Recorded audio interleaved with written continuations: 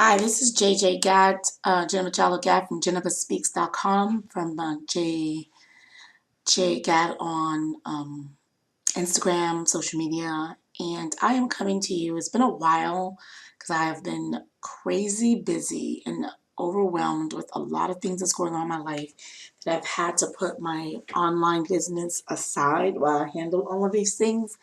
But as I'm getting back into it, I'm discovering things, and I've decided that rather than make it add it to my to-do list to share these discoveries with my audience, all two of you, I might as well do them as I go along, just because it might be easier that way. I can than to wait till the perfect moment, because there's never a perfect moment. Anyway, so today I'm coming in to talk to you about audience insights, and the reason why I'm doing this video is because I went to YouTube to see to look if to see what other people were talking about it. I didn't discover any other videos. The only videos that I saw on Audience Insight was the one that Pinterest made, and that one had like 5 views and like 2 likes. And then there were several YouTube videos from about Facebook Audience Insights, but none about Pinterest Audience Insights. And I realized perhaps one of the reasons is because they haven't really released it to everyone yet. And I looked when I saw that I had this option under my analytics, that I had early access. So this is something, I think they gave it to me because I have an ads, and I've done ads with them before and ad campaigns. So they probably want to give it to people who have relatively quasi-large followings. I have 1.3 million monthly, and then people have also maybe purchased ads from them before or have had ad campaigns, because I think that's the purpose of it.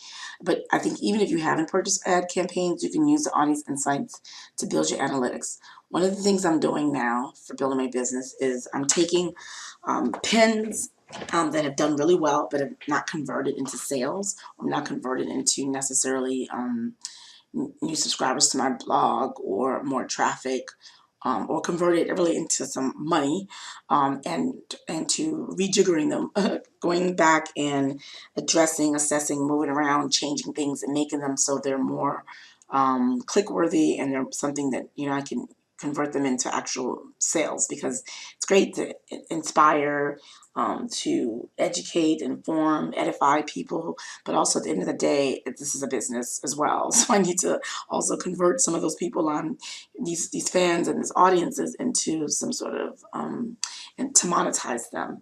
And so even if you haven't done campaigns, I think using Audience Insights is a great way to determine what content you should be doing and what you should be focused on and what you should be rejiggering. And one of the things I'm going to do, yeah, like I said that. So I came to Audience Insights, and one thing, and I've had this for a little while, because I'm doing this reformatting and recommitment to my blog, I decided to take a second look at it, and it tells me all the insights about the people who come to my site. So I have 1.3 million people. Pinterest did an analytics of what these people like, what their passions are, or whatever. And they identified that they put them in categories. They have their age, they have the gender. I mean, really basic stuff, not really too deep. I'm sure you can find other analytical tools online that give you a little bit more information. So this is like Pinterest, a little bit behind the 8 bar, because I think there may be some third-party overbuilders have already used Pinterest's data, and they do this. I don't know. I'm just guessing that there should be some invented that get you some more in-depth information. But anyway, this one's helpful because it's coming from the horse itself, and they have access to the viewers more than anyone else would, because it's their platform. So they tell you about the device they come from, the location they come from, the gender, the age, the parenting interests and categories. And then the other thing that's good about this, it tells you your blog and then all Pinterest users, and then it lets you compare yours to others. So it kind of lets you know how your audience differs from the general Pinterest audience and where you skew. So what I learned from this in the category in Pinterest is I have a parenting blog. Barely Itch blog is a parenting blog. So naturally, I have the highest affinity is for parenting. 29% of the audience is from parenting. Notwithstanding the fact that it has the highest affinity, the people come to my blog, even though they have the mainly parenting, they're still more interested in fashion than any other thing. Second is beauty. And I scroll down, I see there's a big interest, actually, no, food and drink, DIY crafts are number 1 and 2, and then fashion and beauty, and then they have these other categories of stuff that I cover some of these. I don't cover all of these. Like, I don't really do sports. I do some events, but not that much. I do some home and garden, but not that much. I do lots of healthy level education. I don't really do animals or vehicles that much, just occasionally if I get a sponsor. So that still tells me my most popular category. So this is the type of content that if you don't even do ads and you get this should tell you what type of content you need to be producing. This is the content that the people who already like you and follow you and share your content, they already like, so you want to please them. The second thing, since it discovered that parenting is the number one, it says since that's the biggest affinity group, what does my biggest affinity group want to see? They're really interested in names. Baby names, unusual baby names, celebrity baby names, French baby names, exotic baby names, traditional baby names, baby girl names. So even though these aren't small, but that's just, and the biggest thing is baby names. So that tells me, from these two, that tells me that I need to continue to do parenting stories, but when I do parenting stories, focus on baby names because that's where people are interested. And I cover a lot of different top age groups from trying to conceive, actually, because it's a pregnancy blog, brand new mothers, so it's infants, not infancy, but newborn, infancy, which is the first year of life, toddlers, preschoolers. I do some regular school ages up to college. But this tells me that the toddler and preschoolers age, or that's the category of people interest that's of the parenting interest. Most people outside of baby names are interested in toddlers and preschoolers. So I need to do more content for this group as well. So baby names and toddlers and preschoolers. And I scroll down and it tells me that, ooh, I skew young. Even though I'm in this age group, the majority of my readers are millennials. They're from 18, I guess 35 was millennial cutoff. And then, just some Gen Xers. But for the most part, a healthy 60%, over 60% are of my audience young people. But, Pinterest is a young platform anyway. I think if I were to compare it, I would discover that Pinterest is a youngish platform anyway. And then 83% female. And then that's not a surprise. Finally, the location, the top metropolitan areas, because I think I do a lot of celebrities, or maybe because it's youthful, but my audience is coming from LA, New York, Dallas, Fort Worth, Chicago, Atlanta, Houston, DC, Philadelphia, San Francisco, Seattle. These are major cities, major metropolitan cities, because my blog is most cosmopolitan, hip, chic, sort of things like that. So I don't have too many Midwestern or maybe country, rural areas, but I have the top metro areas. The top countries that I'm getting, it's because it's an English blog, it's English focused, it's in the United States, so no surprise, 59% of my audience is from the United States, but then I have a lot of then a lot of Mexicans, Brazilians, Canadians, UK, other major cities. A lot of India, that's a lot. South Africa, Germany, and then lots of other places. And then the device use is 51% is iPhone, iPad, there's web users. So that tells me that when I'm doing my content, make sure that it's web friendly, because the majority of my content's coming from people who are operating mobile devices versus on their desktop. So I need to make sure that all my content is mobile friendly. And then, yeah, so that's really the insight there.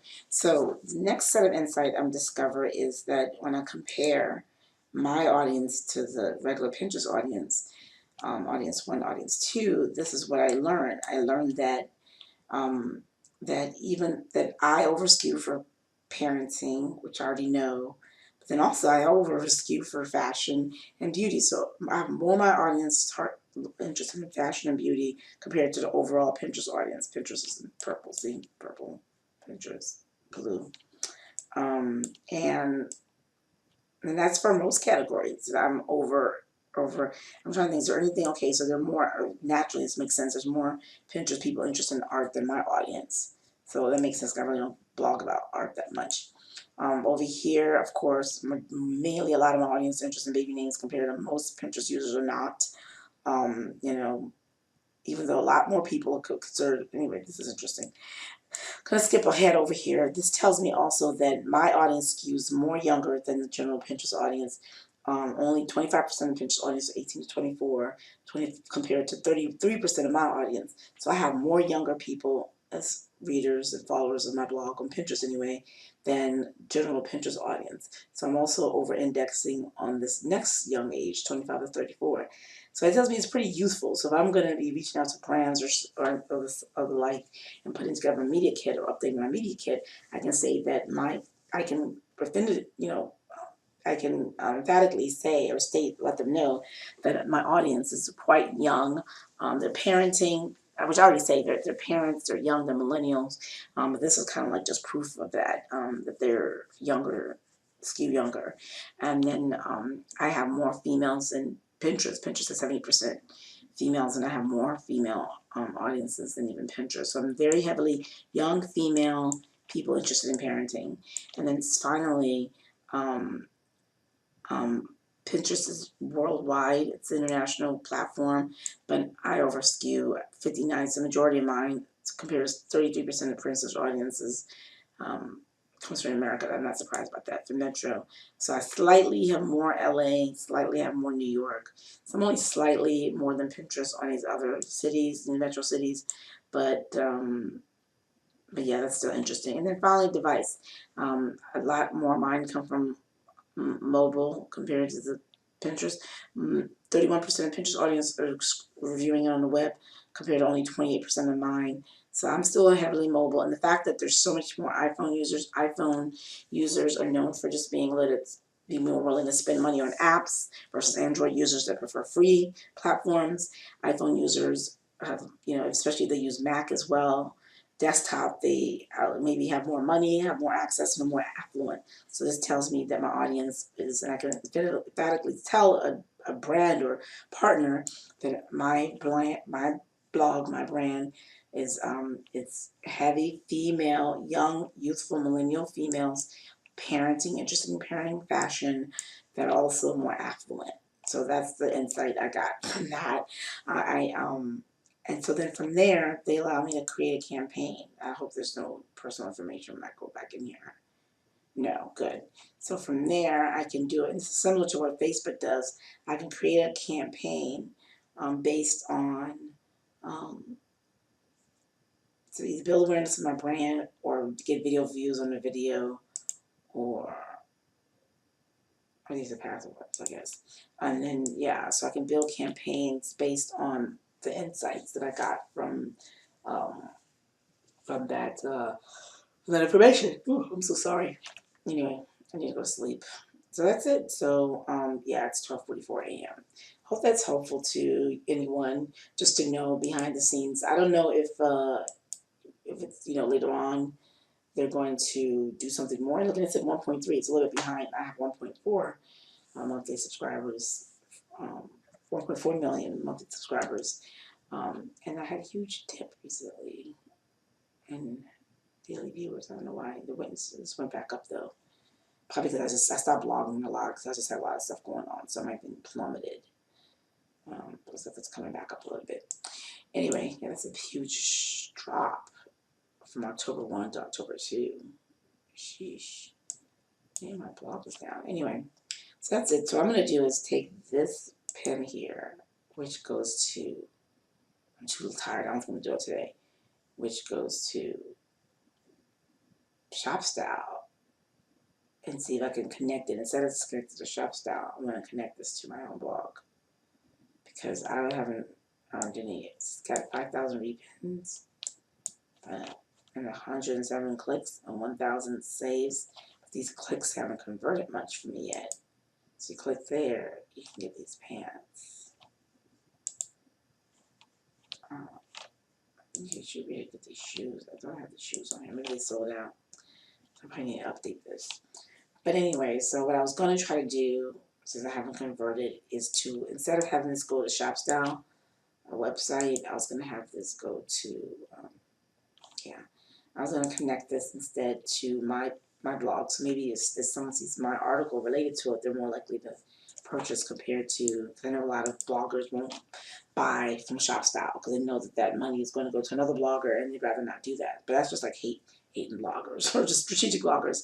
Most people who are not bloggers on here may see that outfit and say, oh, this is cute, I'm going to buy that. But I don't know if ShopStyle is going to, I don't know. I'm not quite sure what's going on. So anyway, that's it. It's not converting that much, so that's why I'm gonna edit this. But I'm really tired. I'm gonna go to sleep. I gotta convert these 1.4 million into some sales, and I haven't done that successfully enough yet. So that's what I'm doing, but not right now because I'm too tired. I'm gonna go to sleep. Something switch my nose. Hope that was helpful. This is Jennifer Jallo Gap from JenniferSpeaks.com and Jennifer Speaks on Twitter and on YouTube at is it JJ Gal on YouTube? I think that's my YouTube name. Yeah. Ciao.